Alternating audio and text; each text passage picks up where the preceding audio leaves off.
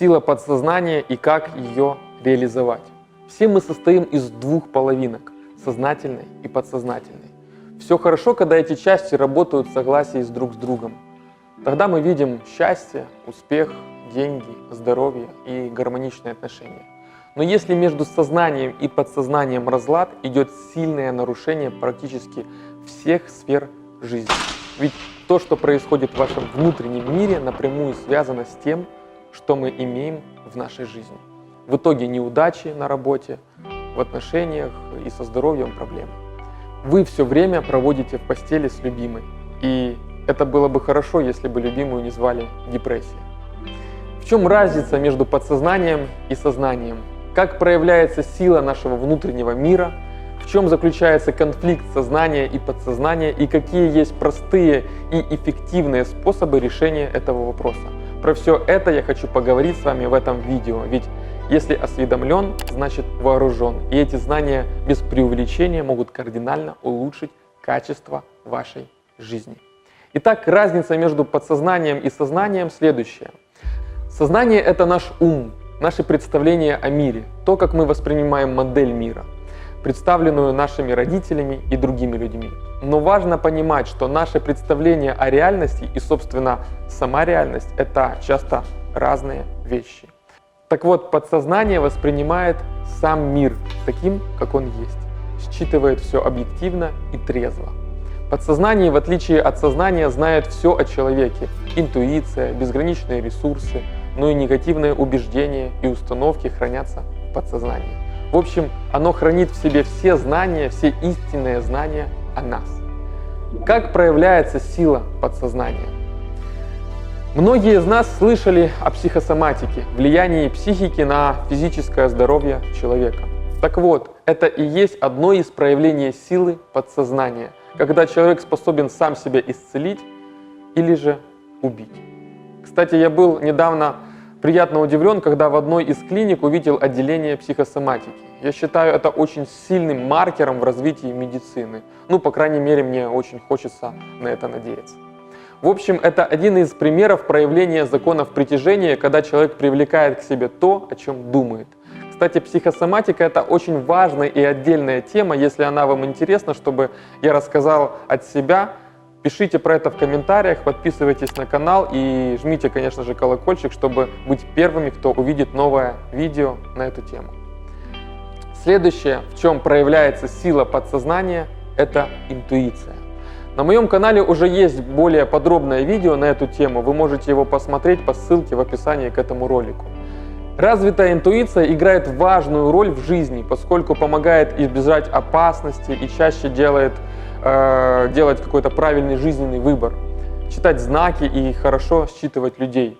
Что же происходит, когда человек не понимает, как устроено его подсознание? Если мы не вооружены пониманием, как работает наше подсознание, то оно может сыграть с нами злую шутку по отношению к нам же самим, позволяя манипулировать нашим разумом. Многие техники, включая НЛП, построены на этом. Воздействие на подсознание практически не улавливается человеком, поскольку обходит его психологическую защиту. На данном принципе основаны сферы услуг, продаж, религиозные секты, а также политическая агитация и пропаганда. Если кто-то не понимает самого себя и окружающий мир, ним достаточно легко манипулировать, программируя подсознание на выполнение необходимых действий. Чтобы сила подсознания проявлялась только в конструктивном русле, необходима ваша усердная работа и длительный самоанализ на программирование самого себя только к чему-то лучшему. Основная функция подсознания человека защитная. Это защита нас от стрессов. Это как у печени функция фильтровать или у сердца основная функция обеспечивать движение крови. К примеру, вы делаете что-то плохое, но кому ж хочется увидеть себя с плохой стороны и неправильным. Также жить реально тяжелее. Подсознание в этот момент начинает блокировать это чувство, и мы этого не ощущаем. Но вот парадокс в том, что это не значит, что этого нет. Мы просто перестали это ощущать, так как объяснили это кучей других причин. Что в этот момент происходит? То, что вы себе объяснили сознательно, чтобы было комфортнее самим собой находиться, на самом деле идет в противовес с вашим внутренним истинным знанием. Отсюда идет конфликт сознания и подсознания. Давайте разберем, что это такое и как его решать. Конфликты сознания и подсознания могут приводить к различным неврозам. Такие ситуации случаются с нами довольно часто. Например, вы поругались с начальником на работе и не хотите решать эти проблемы. И тут вы начинаете резко болеть. Уходите на больничный и болеете так долго, что врачи реально не понимают, в чем причина. А это всего лишь борьба подсознания и сознания. Внутренне вы боитесь решать конфликт и склонны его избегать. Несмотря на то, что рано или поздно вам все равно придется выйти на работу и решить эту проблему. Это, кстати, вопрос к психосоматике, о которой я говорил выше. Тут решением будет ни в коем случае не носить в себе и стараться сразу в этот же день все обсудить и решить все вопросы, чтобы не накапливалось комом внутри весь этот негатив. Второй пример про обиды. К примеру, у вас есть подсознательное чувство обиды на человека. Как вы думаете, вы будете его воспринимать в данном случае? Конечно же, искаженно. Мы будем видеть его поступки с другой стороны. Нам будет постоянно казаться, что человек постоянно хочет нас как-то обидеть. Мы будем транслировать свое отношение к нему, и он будет больше проявлять нежелаемое вам качество только к вам. И если мы смотрим через призму обиды, то человек начинает к нам проявлять те свои качества, которые будут нас обижать. Поэтому очень важно, если у вас на кого-то есть обида, решиться поговорить с этим человеком про ваши чувства, иначе все на подсознательном уровне у вас будет только усугубляться. Как бы сложно это ни было, вам важно простить этого человека, попросить у него прощения за злость и обиду на него и сказать, за что именно. Знаю, очень сложно.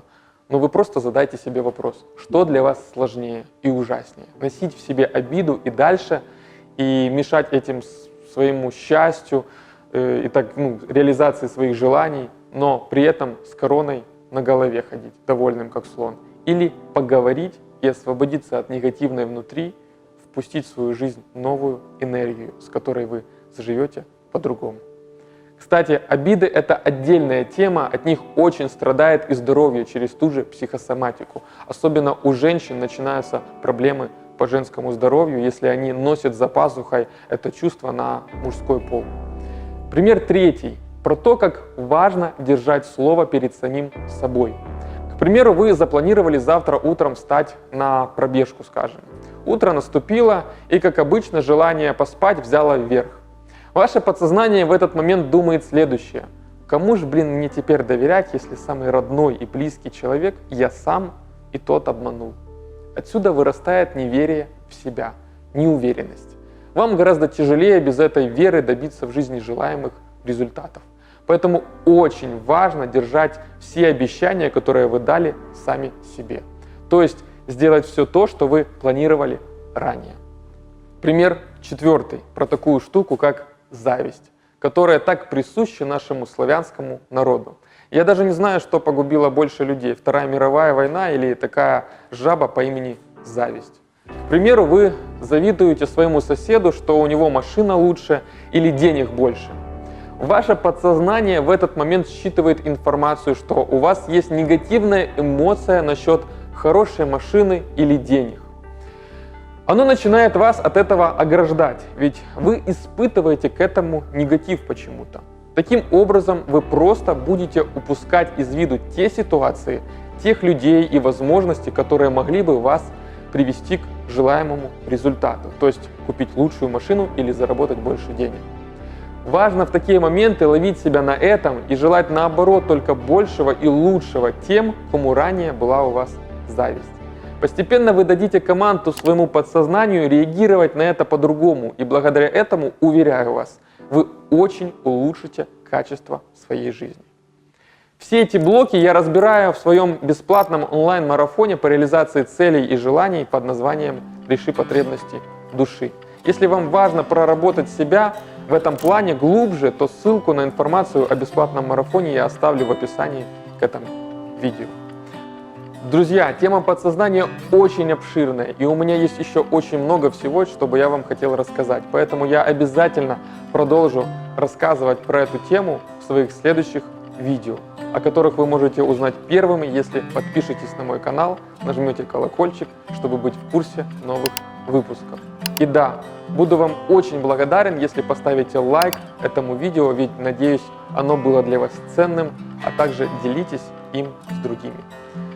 Также задавайте свои вопросы и пишите в комментариях примеры из своей жизни про то, как вы замечали работу вашего подсознания. На самые интересные вопросы я обязательно дам ответы и даже сниму для этого отдельный выпуск, в котором постараюсь дать ответы и рассказать про ваши интересные случаи из жизни, про работу подсознания. Спасибо, что развиваетесь и смотрите полезный контент. Давайте вместе стараться делать этот мир лучше через улучшение, в первую очередь, самих себя. И до встречи в следующем выпуске.